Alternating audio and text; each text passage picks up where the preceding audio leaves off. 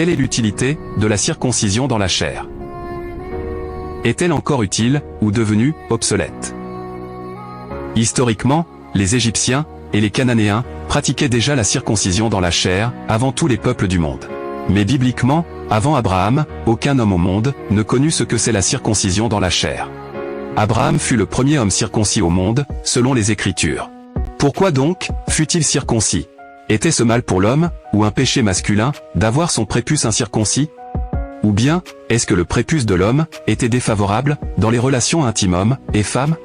L'apôtre Paul nous donne la réponse dans Romains 4, 11.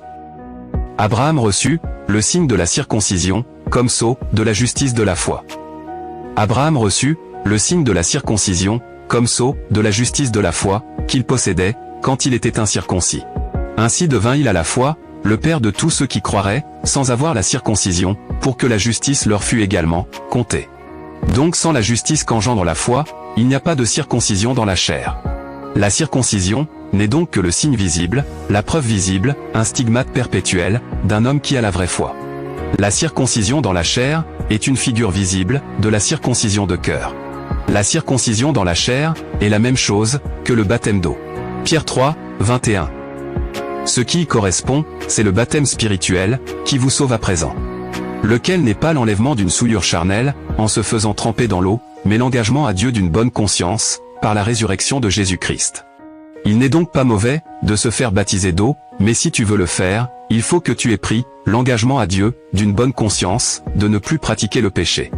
Dès lors seulement, tu peux alors ou non, selon ton désir te faire baptiser dans l'eau, en signe visible, de ton engagement à Dieu, d'une bonne conscience, de ne plus pratiquer le péché.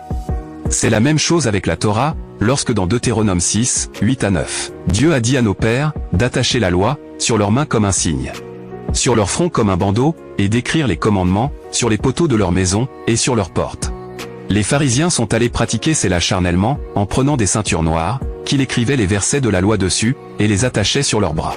Ainsi, en les voyant avec cela attachés aux bras, on les prenait pour des fidèles observateurs de la loi. Le peuple pensait ainsi que c'est cette parole, de Deutéronome 6, 8 à 9, qu'ils mettaient ainsi en pratique. Comme les faux juifs, qui sont actuellement en Israël, le font aussi encore. Or, ce n'est pas ce que Dieu voulait dire, en disant à nos pères d'attacher la loi sur leurs bras. Il voulait dire en fait, de veiller, en toute diligence, à toujours obéir aux commandements, et à sa parole. De ne jamais se permettre, ni omettre, sous aucun prétexte, de désobéir. Mais eux, ils sont allés attacher des ceintures, avec des versets écrits dessus, sur leurs bras, et désobéissant à tout. Donc c'était pas mauvais, d'attacher des ceintures aux bras comme ça, avec des versets de la Torah dessus, si cela t'aide à te rappeler les commandements de Dieu. Si cela t'aide, à toujours avoir les commandements, sous l'œil, pour toujours y obéir. Là alors, cela était utile. Car c'était alors, un signe visible, d'obéissance à Dieu. Mais du moment que tu n'obéis pas, aux commandements, cela est alors inutile. Tu trompes les gens dehors, en te faisant passer, pour une personne pieuse avec tout ça. Mais tu sais toi-même dans ton cœur, et Dieu sait, que tu es un païen. Un pécheur. Voici comment les pharisiens trompaient le peuple, et passaient aux yeux du peuple, pour des hommes de Dieu. Alors que c'étaient, des pécheurs ecclésiastiques. Et voici comment, les religieux, et tous les faux saints, trompent bien des gens, avec le nom de Jésus sur les lèvres, mais Satan dans le cœur. Et c'est là, les comportements que Paul appelle, avoir l'apparence de la piété, mais qu'en fait, c'est des grands pécheurs. 2 Timothée 3, 5. Ayant les apparences de la piété, mais reniant ce qui en est la force. Bref, tous ces exemples, pour montrer l'utilité, et l'inutilité du baptême d'eau. D'attacher la loi au bras, et sur le front, et de la circoncision dans la chair. Ainsi, si tu obéis au commandement, tu peux alors là seulement, selon ton désir, attacher, ou non, la parole visiblement sur ton bras, et ton front. Et l'écrire, sur tes portes. Si tu as pris, l'engagement de bonne conscience à Dieu, de ne plus pratiquer le péché, tu peux donc selon ton désir, te faire baptiser, ou non, dans l'eau. Et si tu as la vraie foi, tu peux alors te faire circoncire, ou non, dans la chair, comme sceau, de la justice de la foi. Voilà ce que signifie, Abraham reçut, le signe de la circoncision, comme sceau, de la justice de la foi. Donc si Abraham n'avait pas la foi, le simple signe de la circoncision, lui aurait été inutile. Car le sceau de la circoncision, fut la preuve visible, qu'il avait, la vraie foi. Donc, qu'il obéissait à Dieu. Car la foi, égale obéissance. Une foi sans obéissance, n'est pas la foi. Quel est l'Européen, qui ne croit pas à la météo? Tous les Européens croient à la météo. Pourquoi? Lorsque la météo lance une alerte jaune ou rouge. Lorsque la météo annonce l'orage ou la neige. Quel est l'Européen qui ne s'habille pas en conséquence? Aucun, en effet. Et pourquoi vous vous habillez en conséquence quand votre météo vous annonce l'orage? Sinon parce que vous avez cru en la météo. Donc, vous avez la foi en la météo, ce qui donne chez vous les actes d'obéissance à la météo. En sorte que vous vous habillez en conséquence. Prêt pour affronter l'orage ou supporter l'étreinte de la neige. Eh bien, il en est de même de la foi en Dieu. La foi en Dieu égale obéissance à Dieu. Sinon, ne viens pas chanter ou nous faire croire que tu as la foi en Dieu. Aussi bien dit l'Écriture. La foi sans les œuvres d'obéissance est morte en elle-même. D'où, Romains 2, 25. La circoncision, en effet, te sert si tu pratiques la loi. Mais si tu transgresses la loi, vous les bantous là, et les faux juifs modernes, qui vous appropriez Dieu. Avec ta circoncision, tu n'es plus qu'un incirconcis. C'est-à-dire, tu ne te distingues plus en rien des Européens, des gentils que vous taxez, d'édomites et de païens. Même si tu te fais appeler homme de Dieu ou chrétien, peuple de Dieu. La preuve, Paul ajoute. Romains 2, 26. Si donc l'incirconcis, certains Européens, certains gentils, gardent les prescriptions de la loi. Son incirconcision ne vaudra-t-elle pas une circoncision? Bien sûr que oui. Romains 2, 27. Et celui qui physiquement incirconcis, ces Européens, et gentil qui accomplit la loi, te jugera. Toi qui avec la lettre, et avec la circoncision, es transgresseur de la loi. Romains 2, 28. Car le juif n'est pas celui qui laisse au dehors. Et la circoncision n'est pas au dehors dans la chair. Romains 2, 29. Le vrai juif le est au dedans. C'est-à-dire dans l'obéissance, la crainte de Dieu, la soumission à Dieu. Et la circoncision, dans le cœur. Donc, il est le péché, car il est converti. Ce qui fait que, même si tu es juif de sang, même si tu es bantou, même si tu es descendant des vrais Hébreux antiques, ça ne fait pas de toi une personne du peuple de Dieu. Si la parole citée ici n'est pas vivante dans ta vie, t'as beau crier, que te Hébreu antique, que te juif antique, que te bantou, que te noir. Si cette parole est lettre morte dans ta vie, tu n'es pas du peuple de Dieu. Car selon l'esprit, et non pas selon la lettre. Voilà celui qui tient sa louange, non des hommes, mais de Dieu. Dieu trouve son plaisir dans la sincérité. Il rejette toute forme extérieure, à quoi servent les religions extérieures, et l'observation la plus exacte de statuts. Si le cœur et la conscience ne sont pas amenés dans la lumière de Dieu. Pour être un vrai juif, il faut avoir la circoncision du dedans, en esprit. Donc qui vit la sainteté. Qui n'aime pas la sainteté, mais qui adore la sainteté. N'aime pas obéir à Dieu, mais qui adore obéir à Dieu. Voici le seul vrai juif selon Dieu, même s'il n'a pas le sang hébreu, juif, dans ses veines. Et la louange de ce juif ne vient pas des hommes, mais de Dieu. Dès lors, Abraham se distinguait ainsi des incirconcis, sans foi. Mais aujourd'hui, nous ne sommes pas sous Abraham, mais sous Christ. Mieux encore, en Christ, dans le Christ. Pour ceux qui le sont, évidemment. Et en Christ, la circoncision s'est élevée à une dimension bien plus profonde. Pour tout vrai disciple, la circoncision dans la chair est désormais sans importance. Elle est certes un honneur pour la masculinité, mais sans grande importance pour ce qui est à venir.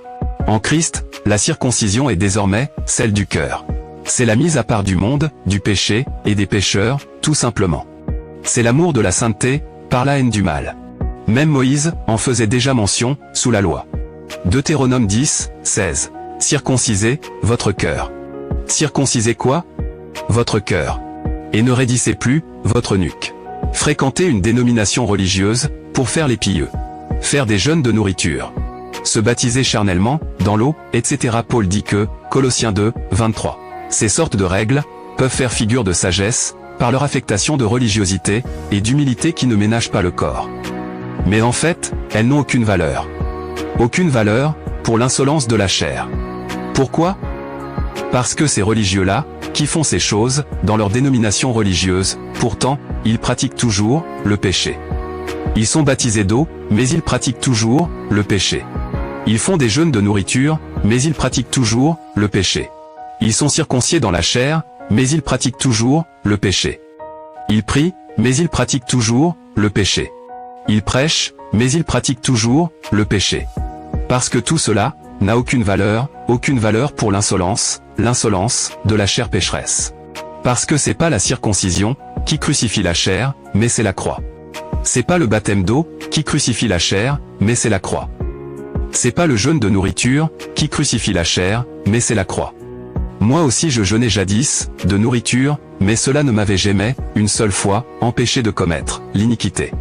Car tout cela n'a aucune valeur, pour l'insolence de la chair. Les pasteurs font des jeûnes de nourriture, pourtant, cela ne crucifie pas leur chair, et ne les empêche pas d'être amoureux de l'argent, comme les gouvernements et les prostituées. Car tout cela n'a aucune valeur, pour l'insolence de la chair. Vraiment dans cette écriture, l'apôtre Paul nous montre l'inanité du système des ordonnances charnelles. Elles n'ont aucun intérêt pour l'esprit et le cœur. Toutes ces choses sont pour les charnels. Pour ces gens qui sont du monde, et qui par ces choses charnelles ils pensent, dans cette vie-là, entrer en relation avec Dieu. Or, le vrai disciple est mort avec Christ, ainsi que l'expose le chapitre 6 aux Romains. Il n'est donc plus dans l'existence à laquelle s'adaptent les ordonnances charnelles. Car il est mort aux éléments du monde. Qu'est-ce qu'un mort a à faire avec les charnels? N'étant plus en vie dans le monde, c'est-à-dire ne vivant plus la vie, que dirigent les pensées et les principes du monde, dans les choses religieuses, le péché, et même en tout. Toutes ces ordonnances charnelles sont un joug pesant que les pasteurs pharisiens lient sur les épaules de leurs ouailles, les faisant croire que l'abstention des choses que Dieu a créées les conduirait à la sainteté. Mais ce ne sont que des prescriptions méticuleuses qui, au contraire, détournent les pensées des choses d'en haut et les portent sur les choses périssables, et qui sont destructeurs de la vraie sainteté. Que est ce qui reste donc pour les âmes qui sont astreintes à ces ordonnances charnelles? Rien. Elles sont destinées à périr par leur usage même. Il y a eu des ordonnances pour un peuple terrestre, mais elles ont fait leur temps, ayant trouvé leur fin à la croix. Colossiens 2, 14. Christ a effacé, au détriment des ordonnances légales, la cédule de notre dette, qui nous était contraire. Il l'a supprimée, en la clouant à la croix. Alors pourquoi les ramener, pour les imposer aux épaules des gens, et même les aggraver, par des interdictions minutieuses? Ce sont des choses venant des hommes charnels, des pasteurs charnels. Des faux apôtres, des faux docteurs, des faux prophètes, qui veulent se glorifier ainsi, dans la chair. Ce culte, ou dévotion volontaire, c'est-à-dire arbitraire, envers des êtres élevés, au-dessus des hommes. Je veux dire, les anges. Cette humilité prétendue, qui se montrait en affectant de ne pas tenir compte du corps, ne lui rendant pas un certain honneur, et ne l'épargnant pas. Se livrant à des privations volontaires, de toutes sortes, tout cela fait beau voir, aux yeux des hommes. Mais qu'est-ce qui se cache derrière en vérité? Sinon des perversions dissimulées en public, mais non crucifiées, en secret. On le voit chez la papauté, chez les prêtres, les pasteurs, et les prophètes autoproclamés. C'est des viols. Des violences sexuelles. Des abus, sur mineurs. La pédophilie, des sodomies, et tant de déviations, et des perversions, qu'on a honte même de citer.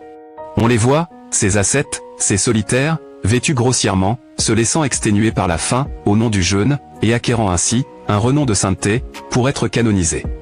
Mais Paul dit que, c'est une sagesse apparente, c'est ce qu'ils s'imposent, de leur propre volonté. Donc, c'est la chair qui profite. C'est pour la satisfaction de la chair, non pour la gloire de Christ. Car Christ est glorifié, dans la mort de la chair, et non dans la satisfaction de la chair. Quelle heureuse liberté, que celle où le vrai disciple, est mis par sa mort avec Christ. Elle le délivre du joug des ordonnances charnelles, des dogmes religieux, non pas toutefois pour qu'il use de cette liberté comme d'une occasion pour la chair, car ceux qui sont du Christ ont crucifié la chair, avec ses passions et ses convoitises. Mort avec Christ, notre vie, est une vie à Dieu. Mort avec Christ quant au péché, nous sommes aussi ressuscités avec lui, quant à l'esprit, à la sainteté, à la pureté.